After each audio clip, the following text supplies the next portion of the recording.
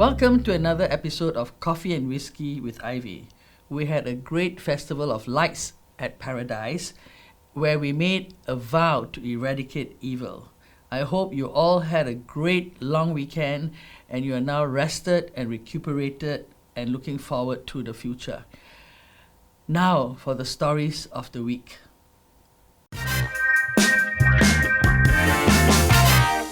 Over 200 million in CPF monies with no nomination left unclaimed. And this money has been lying there for the past 6 years. Sounds inefficient? Yes. Is there dishonesty involved? I hope not. But surely this should not happen in a country like Singapore where our civil service is known for its efficiency. Why is all this money kept and we do not have a good explanation of why it is not put into an escrow account and put to good use? They can make the issues public, they can actually send out lists of names or whatever, but we should find a solution to this issue and not just keep 200 million secretly. Stop paying the CEO of CPF and all those highly paid officials and see how fast they solve this problem.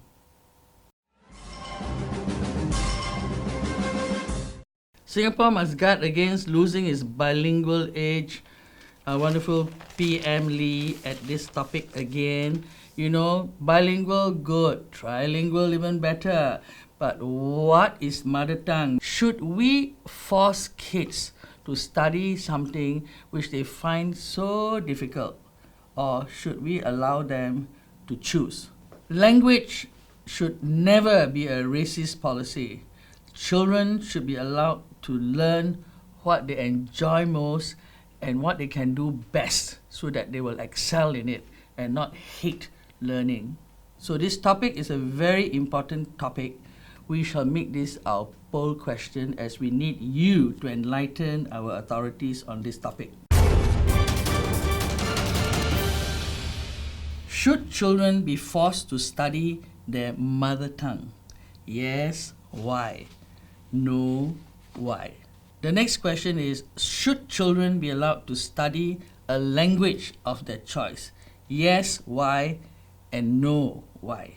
Go to the link and give us your opinion, which we love very much and respect very much too. And now for the poll results. Do you agree with Ivy's views on Desmond Lee?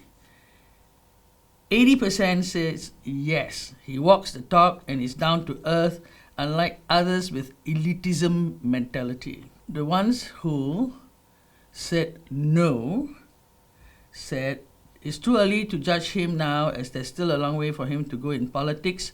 It's all a show. At the end of the day, he will succumb to the group thing mentality and not risk his $1 million paycheck.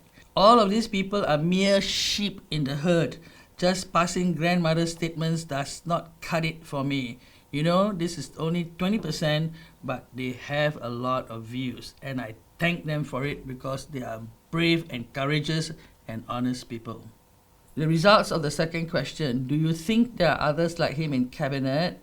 33.3% said yes, and they even named the people. Our Education Minister Ong Ye Kung, Lee Bee Hua, and the last one is Lawrence Wong. For the 66.7% who said no, these are their comments. I'm biased, but I believe they are known as the opposition. The PAP ministers are just group thinkers.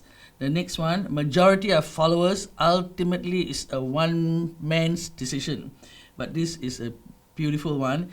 IKEA has better cabinets than the lot. And the last one, any Tom, Dick and Harry can say all these grandmother statements, but actually getting the results is another thing altogether. Once again, we have good feedback and I thank you all for having the courage and taking the time to give us your honest opinion.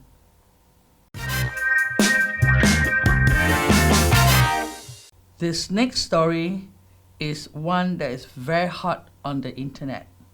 I buy a fucking property for $1.5 million, you know. This is $1.5 million, okay? No, you don't tell me. You're not understanding my problem. We are just enforcing the rules. And sir. this is you're putting my visitors in such a position that you're telling me for Diwali they can't visit after 11 o'clock? Sir, please Nonsense. try You park the car here and come. Please try understand. I leave the car here. You do whatever you want to do. Okay, never mind. Call the police. Do whatever you want to do. Fuck off. You go in. I will let the management know. Tell the management, fuck off. You know why we have this problem in this condominium? Because we assume that rich, educated people do not form ghettos. They do form ghettos too. In our HDB estate, we have checked on how many Indians can live together and how many Malays can live together. But we do not have this control in those high-rise, expensive condominiums. Why? Because we think only poor people create ghettos. The other part is that even rich people, when they all live together from the same color, the same country, they create ghettos because they all celebrate the same event and then all their friends come over and it becomes one big mess. So Minister of National Development, please set some controls in these high-rise condominiums too.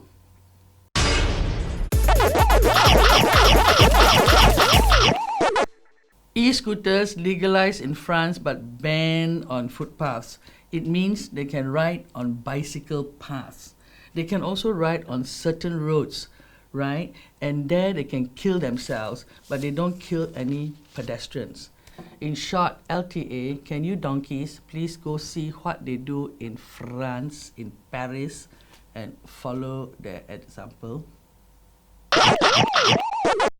Eatery halts use of live crab claw machines. Why don't we also stop fishing? Because fishing also tortures the fish. In fact, why don't we stop putting birds in cages? We should also close down all the zoos in Singapore. Crabs and fish and chicken, etc. are made to be eaten. We need to catch them. And we just catch them with whatever we need to use. This week's plant is the oil palm. Handsome, can you please lift this for me because it's really heavy? Thank you. Thanks. Looks like a porcupine, but it's not. This is the fruit of the oil palm, and this is the leaf of the oil palm. The oil palm is too big to be grown on your balcony because the fruit is big and the leaf is big, but it has fabulous commercial uses, from food applications to oleochemicals to energy, biomass, and other uses. However, most people, when they think of oil palm, think of all the haze it creates when it's burned. But that is not the problem with the oil palm. That's the problem of the evil man who think only of money, and they're burning all these estates so that they can grow more oil palm. But if we can make sure we grow this plant sustainably, I dare say this plant is the most useful plant in the world.